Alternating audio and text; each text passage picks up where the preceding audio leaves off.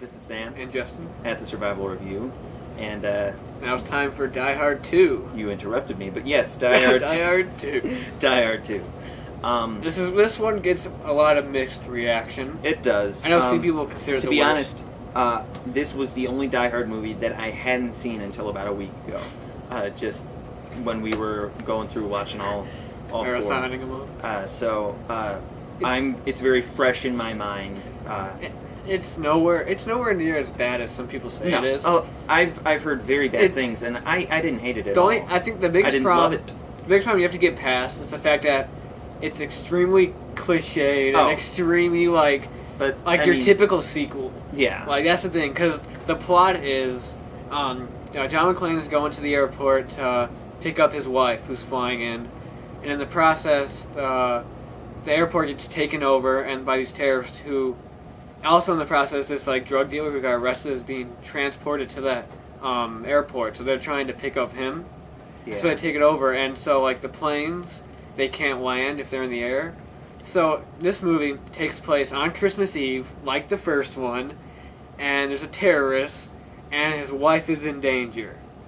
A lot of coincidences. And the reporter, the annoying reporter from the first movie, is on the plane with the wife in the second one. Yeah. So once you get past that, it's extremely coincidental.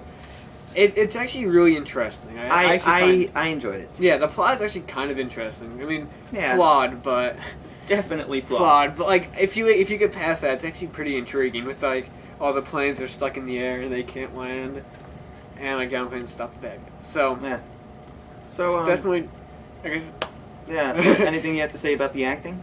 The acting, I liked it. There's nothing problem with the acting. The bad guy is nowhere near as intimidating or as Not great even as close. he's not bad. Not the worst villain in the series. He's not. That's the fourth movie. That's the Yeah. worst villain in that one. I gotta say I didn't like him.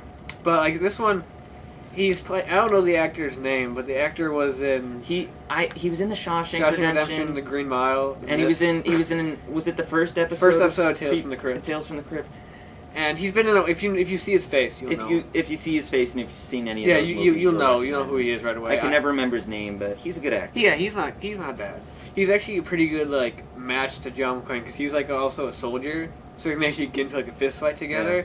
It's only in Villain where they actually does get into a fight with him. And all the other ones they really don't fight each other. But so he's much more kind of up to McClane's standards. He can actually fight and stuff like that. But besides that, he doesn't do a whole lot during the movie.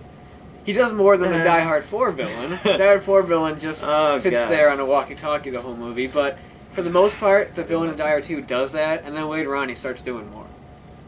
Doing much more. And there's the stupid cops are in this one. Yeah, stupider than the first movie. Yeah, I would say just about. I don't know. The police chief in Die Hard 1 was pretty stupid.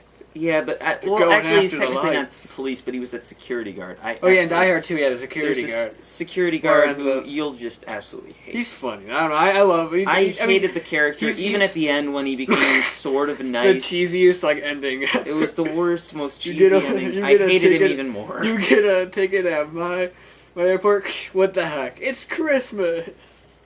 If I were So John cheesy. McClane, I'd just be like, "This is a terrible time to be making jokes." I don't care. He was annoying, but I don't know. I hated him. I don't hate him. He's annoying and stupid, but The characters in this one are not nearly as memorable as the first there's one. I still remember the characters. I don't remember their names.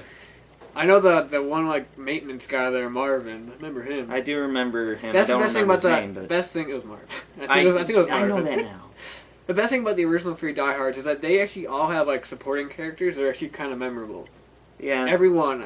Not the fourth. Especially 3. Yeah, but not even the supporting characters, but just kind of really side characters that don't do much in the movie. You remember at least their faces. I remember that black guy who worked there and got shot up. He got shot at in the movie because they were going. I forgot exactly why, but he had the white mustache and the white hair. I do not remember that. Oh well, I've seen this movie probably more than you. Well, I haven't. I've seen it once. I've seen it too many times, but and I was half asleep. But yeah, the action gets ramped up in this one because it's a sequel. Yeah. And it's alright. There's not much suspense. this time around.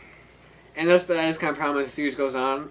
Not really with 3, but it's just like you know he's gonna make it because he's John McClane, you know. And I know for a fact in the 5th movie there's not gonna be any like suspense in the situation, just because you know it's John McClane. We're 5 movies in. What do you expect? But in this one, and there's keep going. I'm just remembering more and more things that have disappointed me in the series, and I'm getting.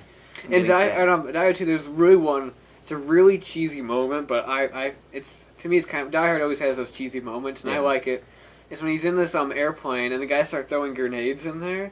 And besides the fact that the grenades don't go off for like 30 seconds, he gets into some oddly slow grenades. He gets into the ejector seat and he ejects out. Right as he gets out, the place explodes, and it's like this aerial view, and he flies up to the camera and then flies down. Yeah. And I love that. It's a cheesy shot, but I like it. I wouldn't say I loved it.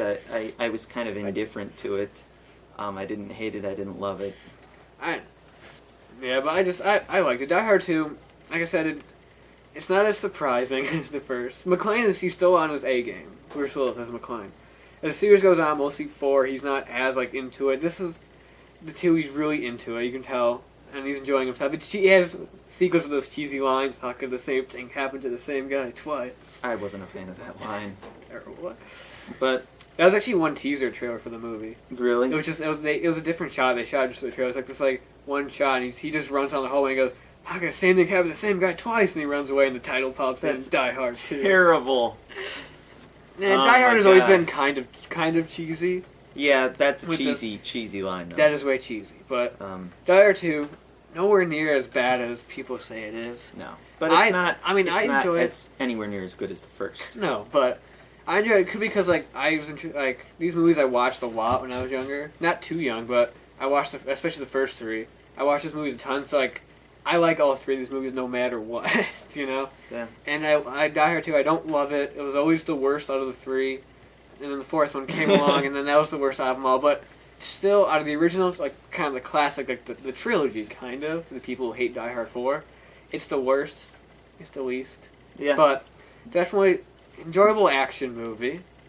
It's a fun movie. It's the plot. There's some kind of twist near the end of the movie that I know you didn't really see it coming. No, I did not. I remember you were surprised a little bit at that. I was a little bit surprised. And so that was pretty good. I'm not giving it away, though. No. Just watch the movie. Random fact, the T-1000's in the movie. Yeah, he is for a couple shots. He has one line. This was his first movie.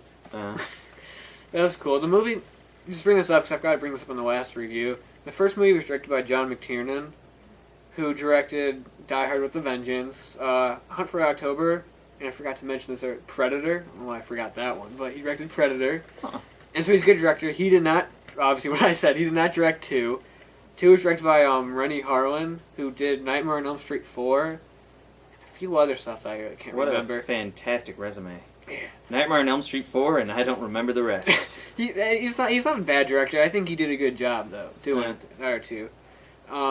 Much better structuring it, so it does actually still kind of feel like the first movie. Yeah, a little bit. It's probably the most violent out of the 3. Oh, yeah. There's the most blood in this one, probably. And you can tell because it was a sequel, so they tried to ramp it up. And I think there might be a little bit more language in this one, too. Yeah. I felt, there's a cool scene involving an ice pick in the guy's eye. But, yeah. You could guess what happens there. Yeah. But anyway, we're rambling about this one for a while. Die Hard 2, out of 10. Out of 10, it's kind of low for me. I give it a 6.5. 6.5? Yeah. Wow, that's low. I go 8, because I enjoy it.